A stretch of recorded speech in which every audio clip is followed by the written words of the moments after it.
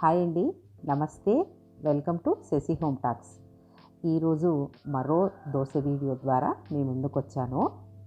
అయితే నా వీడియోస్ మీరు మొదటిసారి చూస్తున్నట్లయితే లైక్ చేయండి, షేర్ చేయండి, సబ్స్క్రైబ్ చేసి బెల్ ఐకాన్ క్లిక్ చేసి ఆల్ క్లిక్ చేస్తే నేను పెట్టే కొత్త వీడియో నోటిఫికేషన్స్ మీరు ప్రతిరోజు మిస్ అవ్వకుండా చూడగలరు.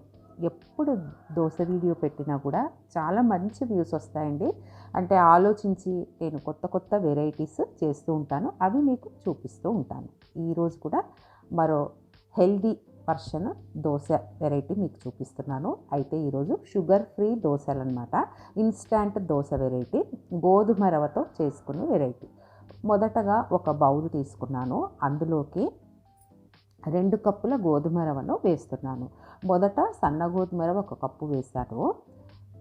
నెక్స్ట్ అది అయిపోయిందనమాట, అందుకనే కొంచెం లావు గోధుమ నూక కూడా తీసుకున్నాను. ఏ వెరైటీ అయినా తీసుకోండి, రిజల్ట్ సేమే ఉంటుంది.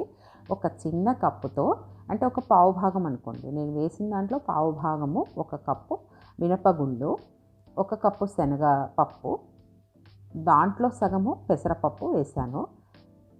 ఆ తర్వాత ఒక 5-6 ఎండుమిరపకాయలు కూడా వేశాను. ఈ కొలతకి దాదాపు ఒక అరకిలో గోధుమ రవ్వ అయితే వాడుంటాను నేను.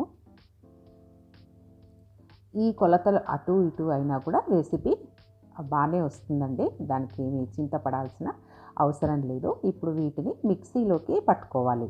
కాస్త మనకు రవ్వ వస్తుంది కదా, సన్న బాంబే రవ్వ, అలా వచ్చినా పర్వాలేదు. సగం పిండి అవుతుంది, సగం రవ్వగా వస్తుంది, ఎలా అయినా పర్వాలేదు. కాస్త సన్నగా ఎంత మ్యాక్సిమం పట్టుకుంటారో మిక్సీకి అలా పట్టుకోండి. కొంచెం ఇసుకగా అలా రవ్వగా వచ్చింది, దాన్ని మరి బౌల్లోకి ట్రాన్స్ఫర్ చేసుకోవాలి. చాలా ఈజీ రెసిపీ అండి. మీరు కూడా చాలా వెరైటీసే చేస్తూ ఉంటారు దోశలు, కలిపిన దోశలని, ఆ తర్వాత రవ్వ దోశలని, ఎన్నో వెరైటీస్ చేసుకోవచ్చు. నేను కూడా చాలా వెరైటీస్ దోశలు చేశాను. నాకైతే భలే వ్యూస్ వస్తాయి దోశ పెట్టినప్పుడంతా. ముల్బాగల్ దోశ, బెన్నె దోశ, ఇంకా కళ్యాణం దోశ, ఇలా రెగ్యులర్ దోశలు ఎన్నో వెరైటీస్ నేను చేస్తూ ఉంటాను. ఆ తర్వాత ఈ పట్టిన పిండి ఉంటుంది కదా, మనకి ఎక్కువ అనిపిస్తే ఒక డబ్బాలో తీసి ఫ్రిడ్జ్లో పెట్టేసేయండి, ఎప్పుడైనా వాడుకోవచ్చు అనమాట, రెడీ మిక్స్ పిండిలాగా. ఆ తర్వాత ఒక చిన్న కప్పుతో గట్టి పెరుగు వేశాను. పెరుగు లేకపోతే చిక్కటి మజ్జిగ కూడా కలుపుకోండి, కొంచెం కలుపుకోండి, ఒక గ్లాస్ కలపండి.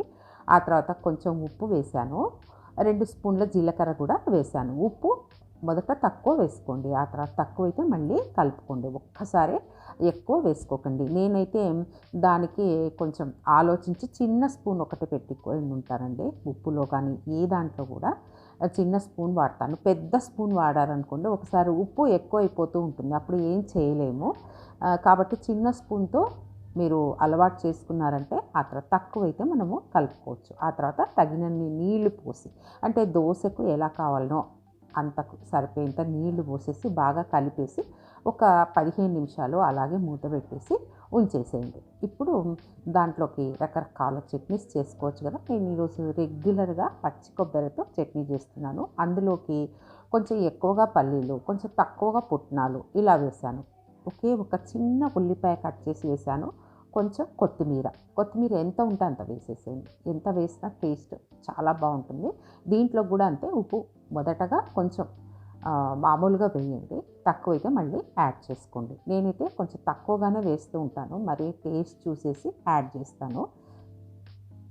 ఇలా ఇదైతే చాలా జోరుగా చట్నీ లేకుండా చూసుకోండి. ఇడ్లీలోకి అయితే కాస్త జోరుగా ఉండాలి, ఇలా దోశల్లోకి అయితే కాస్త ముద్దగా చట్నీ ఉంటే బాగుంటుంది, నంచుకొని తినడానికి చాలా బాగుంటుంది. రెగ్యులర్ చట్నీ అనమాట. దీంట్లోకి ఈరోజు నేను ఎటువంటి తిరగవాత అయితే వేయట్లేదు, ఎందుకంటే ఈ కలిపిన దోశలకి కొంచెం మామూలు దోశల కంటే కూడా కొంచెం ఆయిల్ ఎక్కువగానే వాడతాం కదా, కాబట్టి ఇందులోకి ఎటువంటి ఆయిల్ వేయలేదు. ఇలా ఫ్రెష్గా చేసిన చట్నీ చాలా బాగుంటుంది. ఇప్పుడు ఇలాంటి దోశ పెన్నం వాడుతున్నాను నేను. ఇంకొక రెగ్యులర్ పెన్నం కూడా వాడుకోవచ్చు, అది కూడా చూపిస్తాను.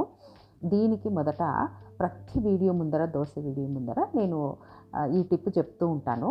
దోశ పెన్నము స్టవ్ మీద పెట్టే ముందరనే నూనె పట్టించేసి పెట్టండి.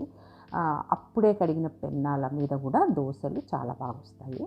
ఇప్పుడు ఈ కలిపిన పిండిలోకి ఒక చిన్న అల్లం ముక్క, 1 ఇంచు అల్లం ముక్క చాలా సన్నగా కట్ చేసి అది వేశాను. ఆ తర్వాత ఒక 2 ఉల్లిపాయల్ని సన్నగా, వీలైనంత సన్నగా కట్ చేయండి, చాలా బాగుంటుంది.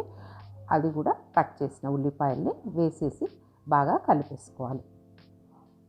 చాలా ఈజీ రెసిపీ అండి. ఈ రెసిపీని చాలా రకాలుగా కూడా మనం పోసుకోవచ్చు. ఓన్లీ మజ్జిగ కలిపి కూడా పోసుకోవచ్చు. తర్వాత కరివేపాకుని సన్నగా కట్ చేసి అది కూడా వేస్తున్నాను. సూపర్ రెసిపీ అన్నమాట. ఇంకా కామెంట్స్ వస్తూ ఉంటాయి కదా, అంటే దోశ వీడియోస్ చేసినప్పుడు బియ్యం ఎక్కువైందనో, పప్పు ఎక్కువైందనో, ఈ పప్పు ఎందుకు వేశారండి అనేసి. అంటే ఒకటే వెరైటీ చేసుకునే వాళ్ళకు ఏదైనా కొత్తగానే అనిపిస్తుందండి. రకరకాలుగా వెరైటీస్ మార్చుకుంటూ చేస్తూ ఉంటే మనకు ఎంజాయ్మెంట్ ఉంటుంది, ఒక పనిలో ఎక్కువ శ్రద్ధ ఉంటుంది, ఓపిక కూడా వస్తుంది అనమాట ఒక వెరైటీ చేయటానికి. ఇలా మారుస్తూ ఉంటాను, ఎప్పుడు ఒకేసారి కాకుండా. ఒక టేస్ట్ చూసిన తర్వాత మరి కొంచెం ఉప్పు కలిపాను. ఇప్పుడు 2 పెన్నాల్లో వేసి చూపిస్తాను. మొదట ఈ గుంటలాగా ఉండే పెన్నం మీద వేడైంది బాగా, మరి కొంచెం నూనె వేసాను. వేసిన తర్వాత ఇంకా మనము దోశలు వేసుకోవడమే తరువాత. అయితే సిమ్లో పెట్టేసి దోశలు వేయండి. ఇవి కలిపిన దోశలు కదా, హైలో పెట్టద్దండి మొదటగానే.